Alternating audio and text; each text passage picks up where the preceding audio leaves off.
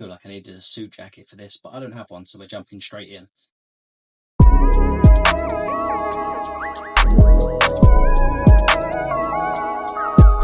Ballerina is directed by Len Wiseman, who directed, in my opinion, the second best Die Hard film. And stars Ana de Armas. Now, she carries this film in such a spectacular way. Now, she plays Eve, whose dad is killed very, very early on in the films. She goes to spy school. Chaos ensues after. This film is exactly what the Black Widow movie should have been.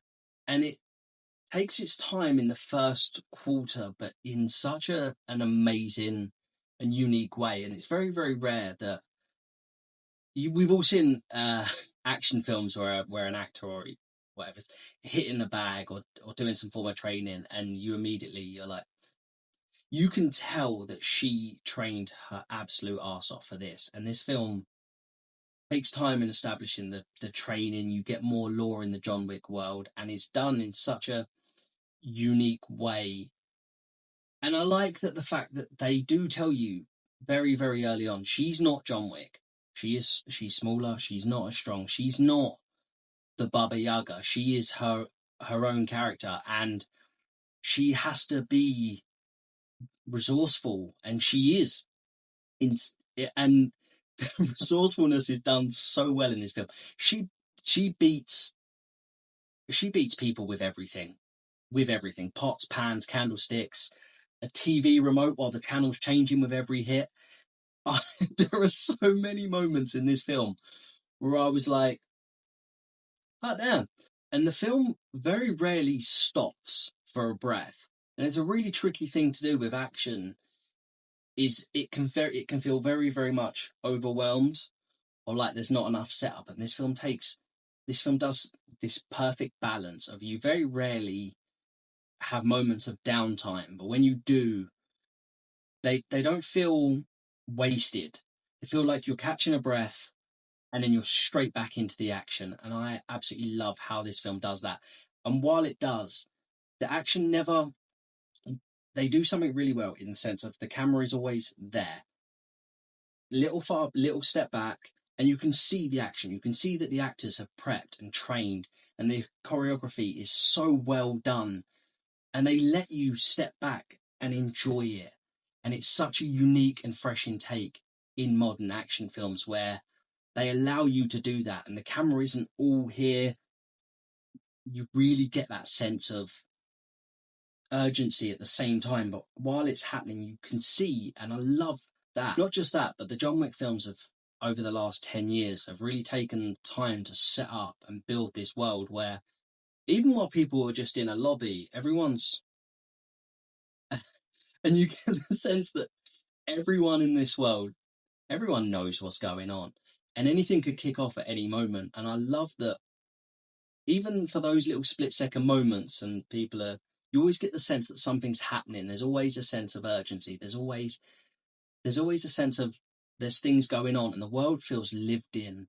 It feels unique and vibrant and amazing. And they've taken the time to build that world, and it carries on through this film. And I don't want to skip past Ana de Armas. She carries this film. She is a badass. She's resourceful. She's relentless. And they don't take the trope of what I feel like films...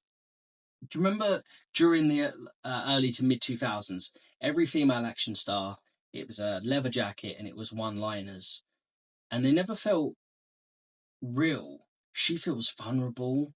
She feels like she has to fight harder. She has to work harder.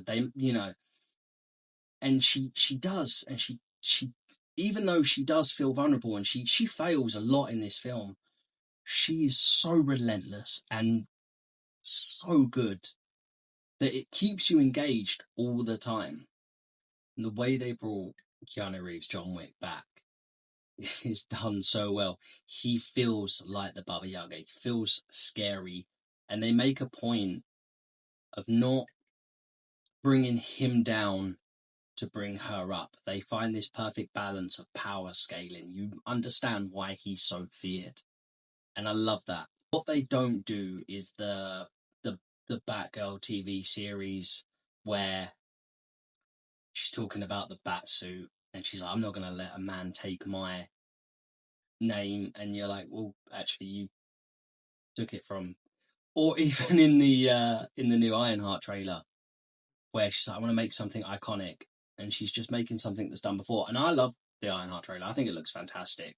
But there's a way of carrying on established IP where you're not, it doesn't feel cheesy or forced. And nothing in this film feels that way. You visit old places, you meet old friends, but and it never for a second feels forced. Never, not for a single second. And I really appreciate that. There's even a great moment. She spends a lot of this film channeling her master Ken and just stomping groins all over the place. But there is a great moment when one of her trainers explains that she is going to have to work harder. She's going to have to fight harder. And she says, fight like a girl. And I feel like any other film could have done that in such a cheesy and forced way, and it doesn't. And she gets straight back to stomping groins and she's on the move again. And I honestly, I can't praise this film high enough for being so unique, but yet it's unique in a world that it's continuing. It could have very, very easily felt like, oh, we'll just jump into this world and we'll just take this, take this, take this. But it doesn't. It does its own thing and it cements itself. This film is, if you like action, this is the film. This is honestly amazing. Amazing. I will say the film does have a character problem, and there are certain characters that are on the poster or in the trailer that are in this film for 2-3 minutes wasted. Norman Reedus is wasted in this film. I don't fully understand how or why, but he's very much come and gone, and then that's it. And that's a shame. There is a setup for a sequel, so maybe they're gonna use him more in that. Frank as well. They introduced this great character Frank, and this is not a spoiler. Come and go, and that's it. And maybe it's because the film moves at such a quick pace. It's always going in relentlessly. So you have to. I understand that is always going to be a thing, but it is a shame that you don't really get time to. You meet some really great characters that are new to the universe that and they're just gone, and then that's it, and you never see them again, and that it is what it is. But regardless of that, this film this film is so good. This film is so good, and I can't praise this enough. I'm so happy. This this is brilliant. Anyway, still haven't fully established a rating system here, so for this one, we're going with the classic 5-star method, and I'm going to go 4 out of 5. Before I go, I want to know your opinion. I want to know what you thought, what your favorite John Wick film is, and if you've seen this, please let me know down below. Favorite moment, what you thought. Do you want to see the sequel? Because I 100% do. And before you do anything, please like and subscribe. The goal for the year was 10, and the fact that we hit 1,400, it is everything to me. I don't understand it, but I am more grateful than words could ever describe. And I just want to say thank you so much because it means the absolute world to me. So yeah, I'm gonna leave it there before I start crying on camera. Thank you so much. Until the next one. Appreciate you guys.